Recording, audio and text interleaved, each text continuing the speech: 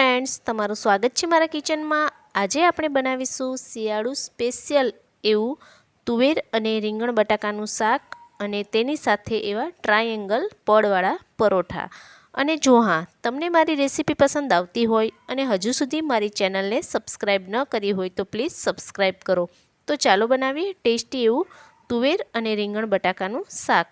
તો તેના માટે સૌપ્રથમ અહીં અડધો કપ જેટલા તુવેરના દાણા લીધા છે। રીંગણ અને બટાકાને મેં અહીં કટ કરી લીધા છે અને બે મીડિયમ સાઇઝના ટામેટાની આ રીતે ખમણીમાં છીણીને ગ્રેવી જે છે તે મેં કરી લીધી છે। ત્યારબાદ હવે અહીં કુકરમાં મેં સૌપ્રથમ 2 ટેબલસ્પૂન જેટલું ઓઇલ લીધું છે અને ઓઇલને આપણે મીડિયમ ગેસની ફ્લેમ રાખીને ગરમ કરીશું। અને ઓઇલ ગરમ થઈ જાય એટલે અહીં 1 ચમચી જેટલો સૌપ્રથમ અજમો ઉમેરી દઈશું। અને અજમો ઉમેર્યા બાદ હવે અહીં 1.5 ચમચી જેટલું આદુ મરચાં અને લસણની પેસ્ટ છે તે ઉમેરી દઈશું। અને મીડિયમ ગેસની ફ્લેમ રાખીને જ આદુ મરચાં અને લસણની પેસ્ટને આપણે સૌપ્રથમ તેલમાં સાતળી લેશું। તો આદુ મરચાં લસણની પેસ્ટ આ રીતે સતળાઈ જાય ત્યારબાદ હવે જે ટામેટાને છીણીને રાખ્યા છે તે ટામેટાને અહીં ઉમેરી દઈશું અને તેને પણ આ રીતે આદુ મરચાં અને લસણની સાથે મિક્સ કરી દઈશું।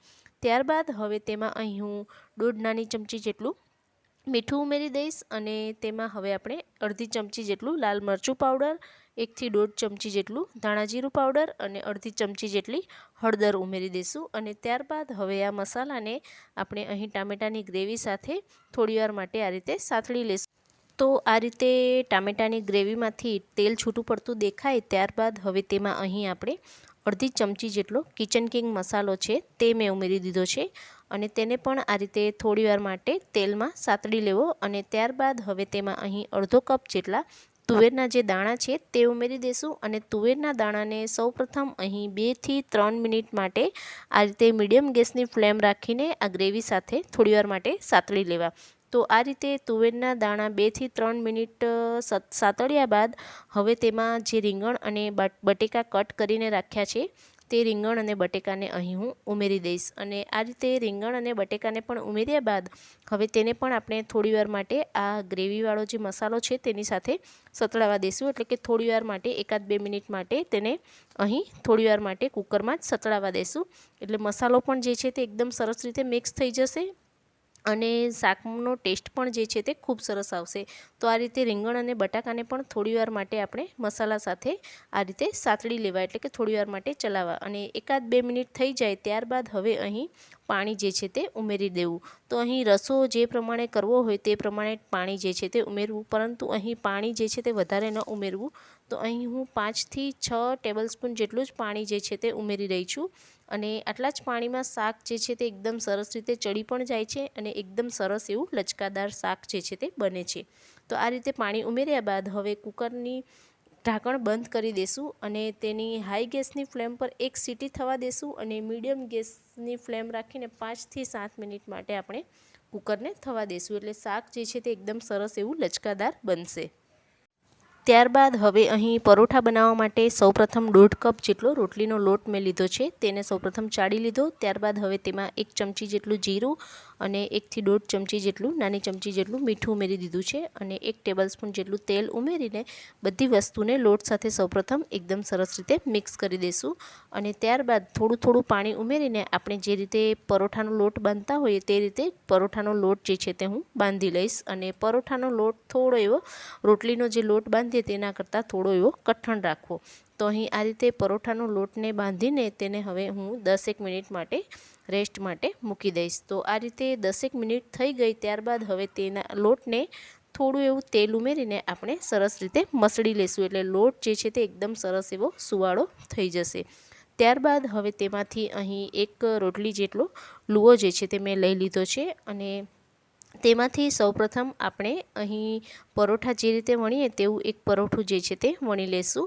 અને ત્યારબાદ હવે તેની ઉપર અહીં ઘી જે છે તે આખા પરોઠા પર સૌપ્રથમ ઘી લગાવી લેશું અને ઘીને લગાવ્યા બાદ તેની ઉપર કોરો લોટ જે છે તે ભભરાવી લેશું।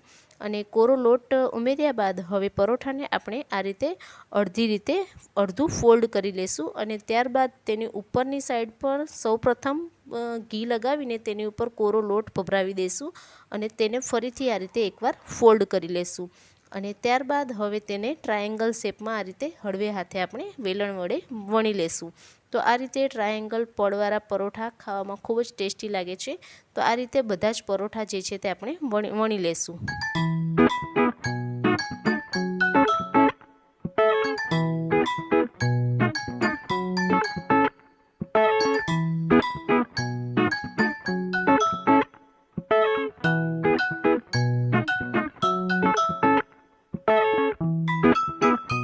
તો આ રીતે ટ્રાયેંગલ પરોઠાને આપણે વણતા પણ જશું અને તેની સાથે સાથે શેકતા પણ જશું. તો સૌપ્રથમ અહીં રોટલીના તવા પર મેં થોડું એવું તેલ લગાવી દીધું છે અને પરોઠાને શેકવા માટે ગેસની ફ્લેમ જે છે તે મીડિયમ જ રાખીશું. અને મીડિયમ ગેસની ફ્લેમ રાખીને આ રીતે બંને બાજુ આપણે તેલ લગાવતા જશું અને પરોઠાને આપણે સરસ રીતે શેકી લેશું. તો આ રીતે બંને બાજુ જે છે તે પરોઠાને પલટાવીને આપણે એકદમ સરસ રીતે શેકી લેશું. અને આ ટ્રાયેંગલ પડવાળા પરોઠા જે છે તે કોઈ પણ શાક સાથે ખાવામાં ખૂબ જ ટેસ્ટી લાગે છે. તો જેમ જેમ પરોઠું શેકાશે તેમ તેમ તેના પડ જે છે તે એકદમ સરસ રીતે આ રીતે ખુલતા જશે. તો આ જ રીતે બધા પરોઠા જે છે તે હું શેકી લઈશ. ત્યારબાદ હવે અહીં શાક જે છે તે પણ એકદમ સરસ રીતે ચડી ગયું છે. તો અહીં કુકરને આપણે ખોલી લેશું અને તેની ઉપર સૌપ્રથમ થોડા એવા લીલા ધાણા જે છે તે ઉમેરી દઈશું. તો અહીં તૈયાર છે ટેસ્ટી એવું શિયાળાનું સ્પેશિયલ તુવેર રીંગણ બટાકાનું શાક. અને આ રીતે તુવેર રીંગણ બટાકાનું શાક તમે ક્યારેય ન બનાવ્યું હોય તો એકવાર જરૂરથી ટ્રાય કરજો. અને આ રીતે પરોઠા સાથે આ શાક ખાવામાં ખૂબ જ ટેસ્ટી લાગે છે.